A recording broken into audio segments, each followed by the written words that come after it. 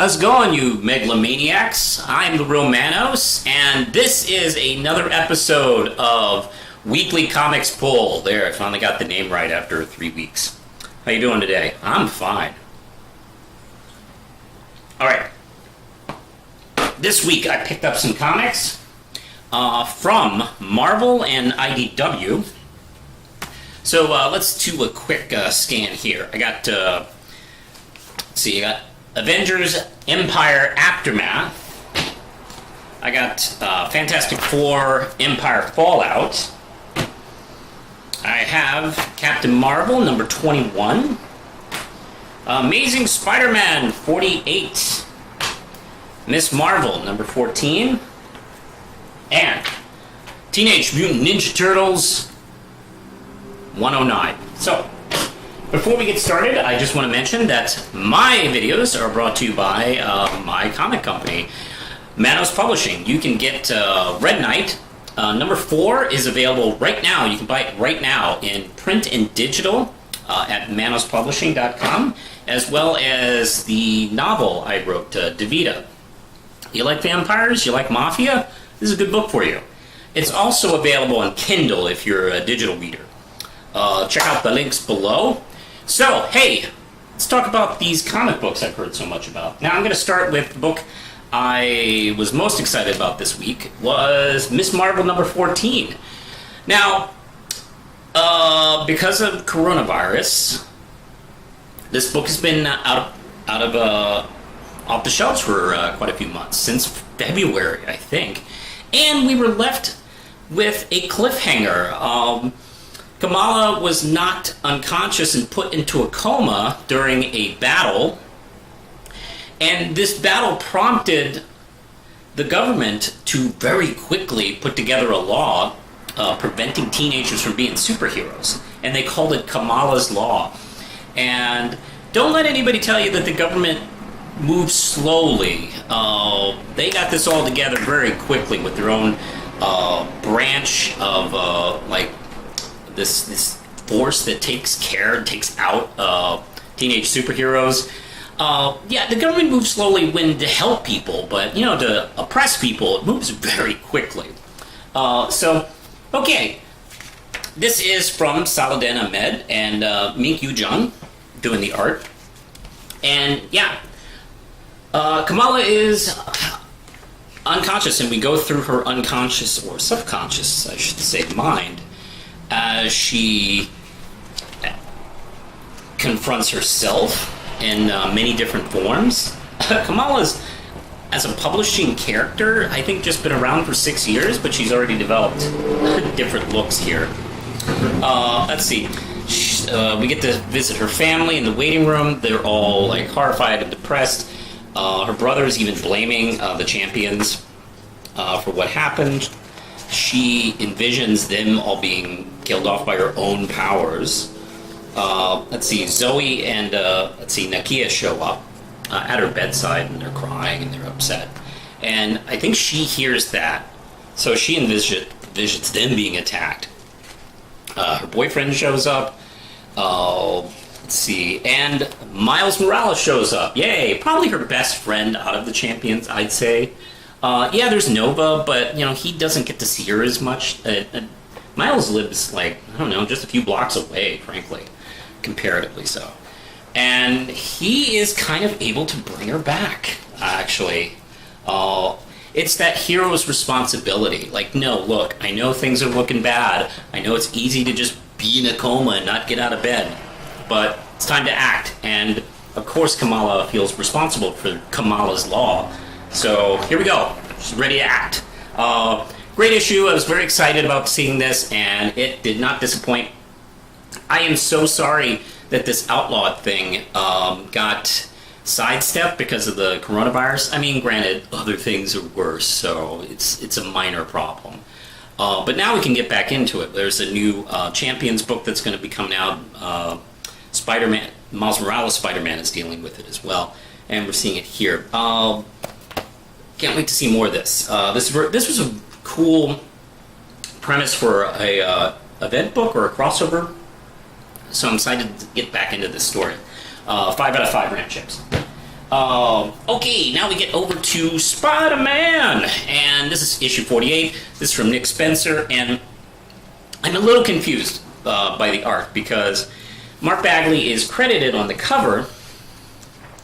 It's very obvious his artwork on the interiors, for the most part. I mean, maybe there's a couple pages, but this is clearly his stuff. But on the credits page, let's see, Marcello Ferreira is credited as the artist on that. So I will mention that. I feel like that's a misprint. Like, I think Ferreira has done a recent issue, and I think they just made a mistake and put their name on this one. Because this looks like pretty much all of, I mean, like, you know, look at that shot. That's clearly Mark Bagley. By the way, low-key excitement. There's people should be talking about this more. Mark Bagley has basically kind of been back with Spider-Man. He did the Life Story series last year. He's been on and off doing guest stints on the current Amazing Spider-Man run. Not missing a beat.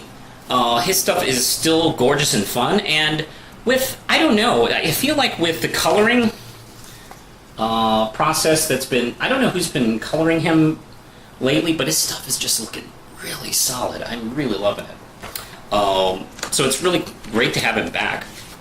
Because with the wrong colors, his stuff can look a little flat. But you get the right inks on him, get the right textures, it just jumps. And that it does here. Okay, what's going on? The Sin Eater is back, and he's building an army of fairly upset people. And like, he went out and put his message online, and as we've learned in the last few years, people respond to crazy, horrible messages and get behind him. And he starts building kind of a cult, and you know, he's promising to cleanse evil of their sins, and that's kind of like been filtering down into interpretation. Like, they're attacking just anybody that they feel is sinful, and you always know what that crap means, and we get into the bigotry shit. So this book opens with Spider-Man and Spider-Man, Miles Morales. I have 2 books with Miles Morales, and none of them are Miles Morales books. Oh, this is great. Anyway, they're fighting a whole bunch of them. They take him out, and they have a conversation of what to do, because he is going after Norman Osborn, the worst person of all time. And Miles is like, you know what, let him do it. You know, look, he's not really killing him. He's just cleansing him and making him like this pathetic loss without powers. Let him do it first, then take him out. Which is not bad advice, frankly, because he's not killing him. But Peter's also like, you know, that's still really bad, and I don't trust his motives, and he'll have Goblin's powers afterwards. So, you know, this doesn't seem right to him. And let's see, he runs into Ghost Spider, or Spider-Gwen, however you like to call her. And this is actually one of my favorite scenes in the issue, because he goes to her about it. Because, you know, he can't obviously talk to Gwen Stacy, but he can talk to a Gwen Stacy. And this scene is very well written, considering the situation that these two were in. And he's like, I can't talk to her, but I can talk to you. What do you think I should do about Green Goblin?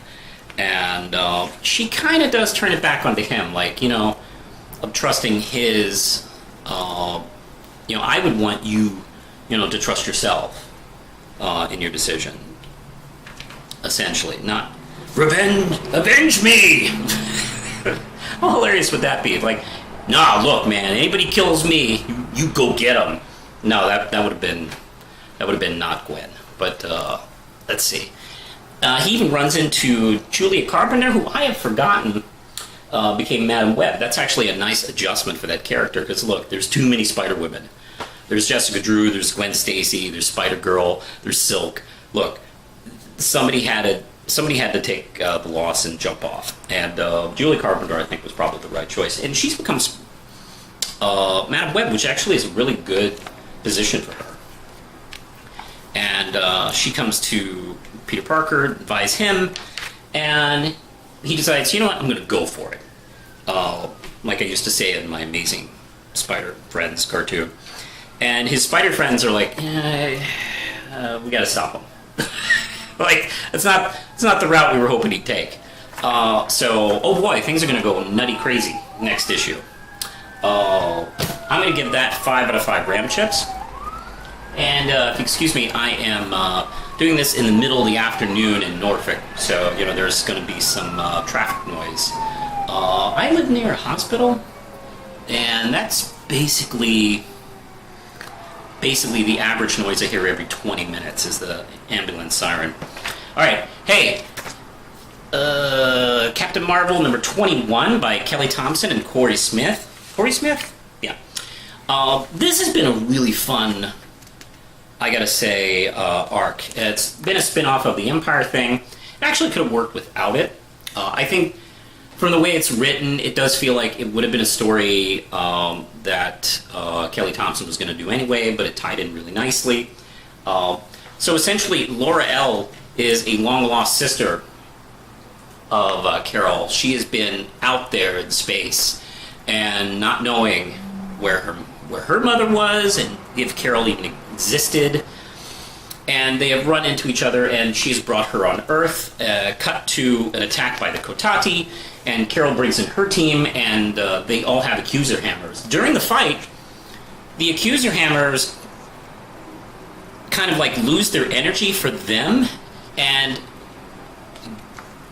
kind of like I guess choose, I guess that's the only way I can say it, they choose Laura L. to be the new accuser. That's one of those kind of like magical weapon choosing things and stuff like that. So, yeah, she is the new accuser. The hammer chose her. And Carol's like cool with that because this was clearly a temporary gig. And it's really good. Actually, it's a really good position for her. She looks really cool in the costume, by the way. Let's see. So, of course, it only takes a minute really to knock off the rest of these Kotati soldiers. And, Team Hammer are kind of done with this business. Jessica Drew is just really great, and she seems kind of flirty with, Carol's sister, and not sure what kind of vibe she's putting out here. It's pretty funny. So, and by the way, I'd forgotten that Rhodey and Carol are essentially still dating. I forgot that. I thought they had broken up. But apparently there's still a long-distance relationship. Like, hey, look, I'll get over there when I can. So it's like, okay, that's believable, considering what these two do all the time. Now, I was concerned, because I was really growing to really like Carol's sister, and I don't think Carol's going to get killed. So, this cover was concerning me. And it actually turns out that after everything's over, Laura L. goes to Carol and goes, I want you to do me a favor. Like, I want you to take me to see Mom. And they have this really great scene at the end of the comic. I'm not going to really, go into what was said, but it's a really touching scene. And, caught me off guard. It's a really nice and emotional bit.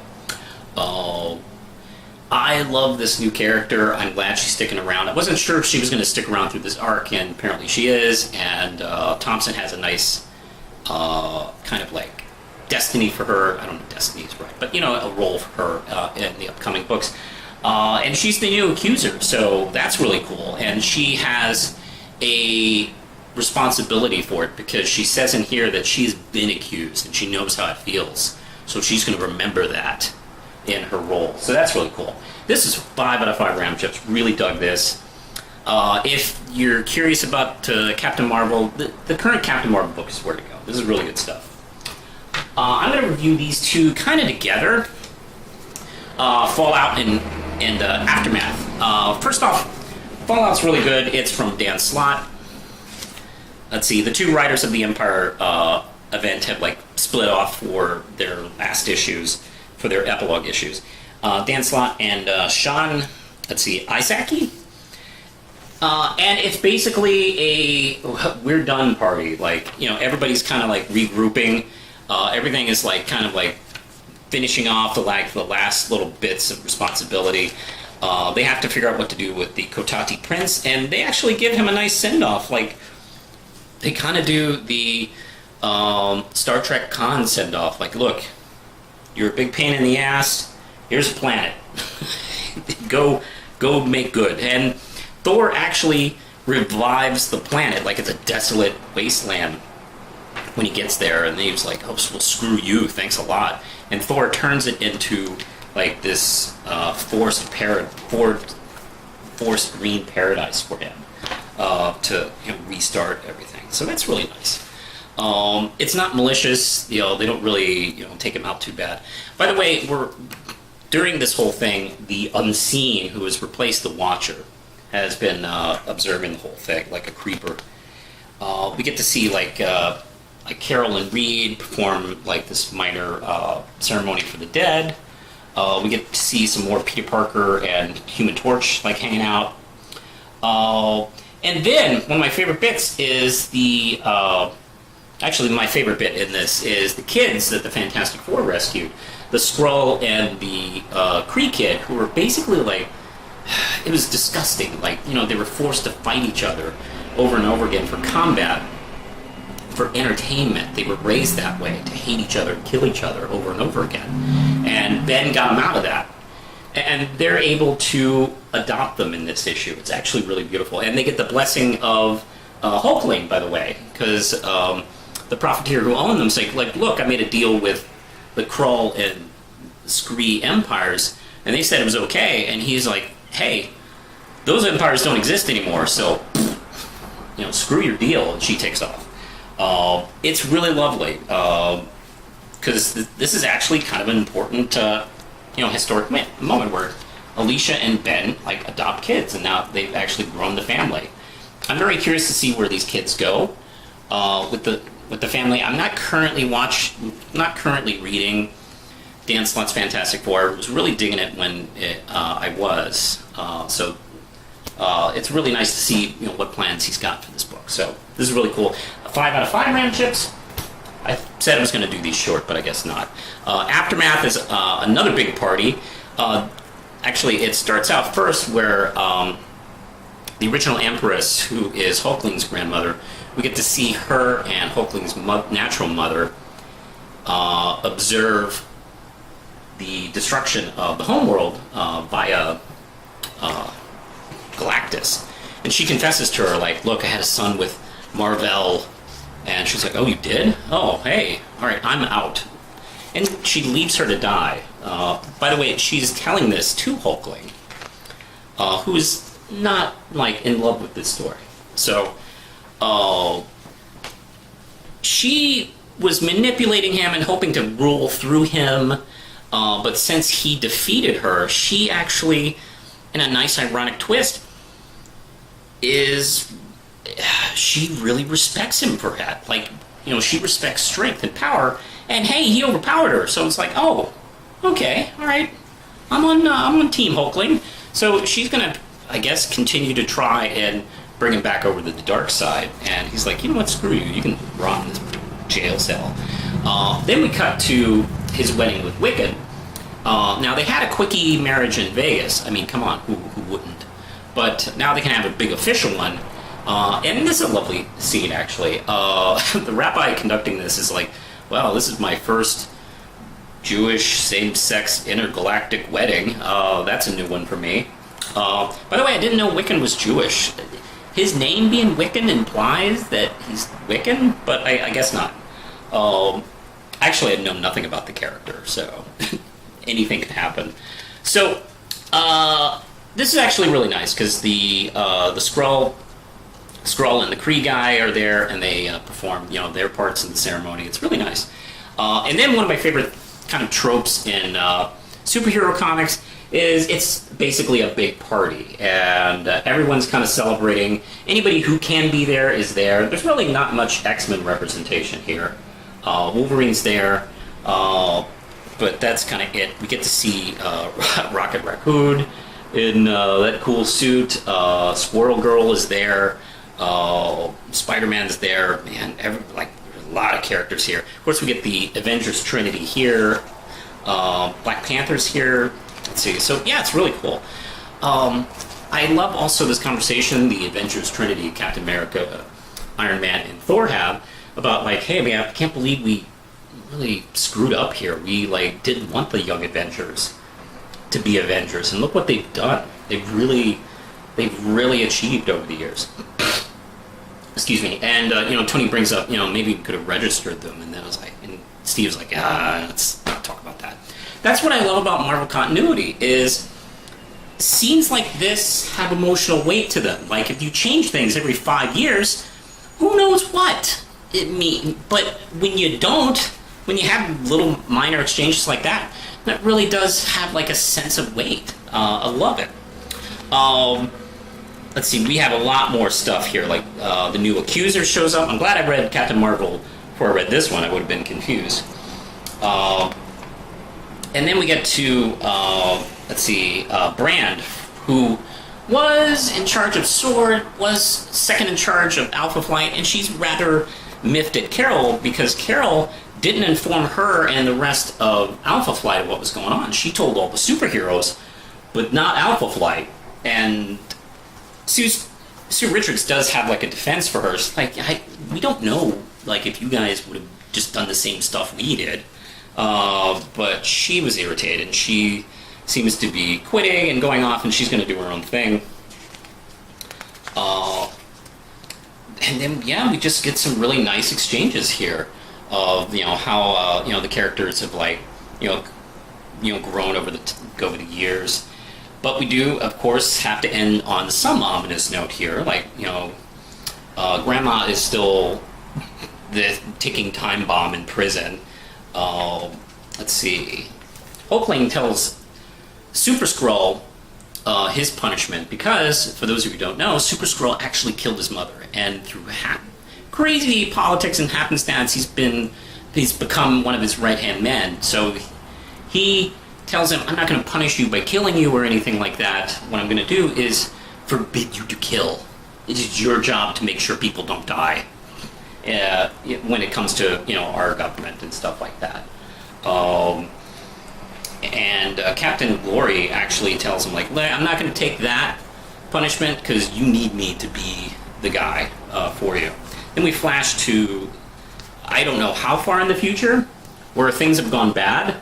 Now, we don't know how bad. This is like just one setting. We don't know if the whole Empire is like fallen. We don't know if he's been taken out and like has going through some circumstance. But then we get Brand showing up. She apparently like has an XMen jacket or something like that. So the Kautati are doing something. So of course this leads into whatever the heck they're doing next year. So I guess we'll wait until then. This is really great stuff. I love the whole Empyre event. I might do a separate video talking about it. Maybe. I don't know. I don't usually, but I'm tempted to. So that was really great. Both of those are 5 out of 5 RAM chips. And one last one. This is Ninja Turtles 109, and the story consultants are Kevin Eastman and Tom Waltz. But it's written by Sophie Campbell, and Jody Nishima is doing the art. Like I said before, I'm really digging the Mutant Town arc going on over in Ninja Turtles, as the Ninja Turtles and their allies are kind of like restructuring, or actually structuring Mutant Town, because it really had no real form of government or representation. It's kind of becoming its own independent thing, and we get to see them like more and more deal with people who have been kind of on the outs and trying to, kind of like help them rise up and stuff like that. Donatello is working on the Wi-Fi because there's no Wi-Fi in Mutant Town. Let's see. Michelangelo has this early scene with a reporter who like sneaks in, and she talks. She doesn't mean to, but she talks down to both he and Lita, not even asking their names, and asks them kind of like really personal questions without really respecting, who they are. I don't think she means that. She's kind of too up in the air about, like, you know, wow, these mutants, like, hey, you know, what do you do about this and this and this? And, like, he's kind of insulted by it. So he's thinking, you know what, maybe I should do some kind of radio broadcast to let people know that, you know, we're not monsters outside of our mutant town. And we have, like, some more interactions of characters, like, fighting when they didn't need to fight. Janeka and the rock pig girl started a relationship. Her name's Sheena. And it's only one real scene, but I'm really digging their chemistry. And let's see, I don't jump too far ahead here. But let's see, Leonardo only has one scene at the end where he is maybe attacked by this Cthulhu-type guy. Really nice use of Cthulhu imagery with the mutants. Well, that's a really good idea. This is fun. I'm very curious as to where things are going. Everything's been kind of lighter, not too, like, action plot heavy, mainly because we had a huge action plot up to issue 100, and we've been kind of going through the rebuilding stages of it, which is a really good idea, and it's been a comfortable read, really. I've been really kind of digging each issue. I'm going to give this one 5 out of 5 RAM chips. Actually, it's a very good week. I lucked out. I bought a lot of comics this week, and I absolutely loved each and every one of them. So I'd recommend any of these to you. Have you read any of these? What do you think? Do you think I'm wrong? Do you think I'm super right? I don't know. Let me know in the comments. It does help my algorithm, so, you know, just comment anyway. You can like, subscribe, click the notification bell to get more Real Manos for you. And speaking of Real Manos, I'm on, geez, what am I on? I'm on Twitter, I'm on Facebook, I'm on Instagram. I do still have a Tumblr if you can find it. I haven't figured out if I want to keep using it. I'm also starting to do live shows on Twitch, so you can click the link below and watch me on Twitch as well. Haven't figured out my schedule yet on Twitch, but I will be doing more live shows there. And don't forget, you can support me at Patreon and support the Real Manos channel, as well as Manos Publishing. You can buy Davida and Red Knight 4 there right now. Alright, I'm done talking, so I'm going to get going. I got stuff to do. So, push the button, Lindsay. Really, no mice.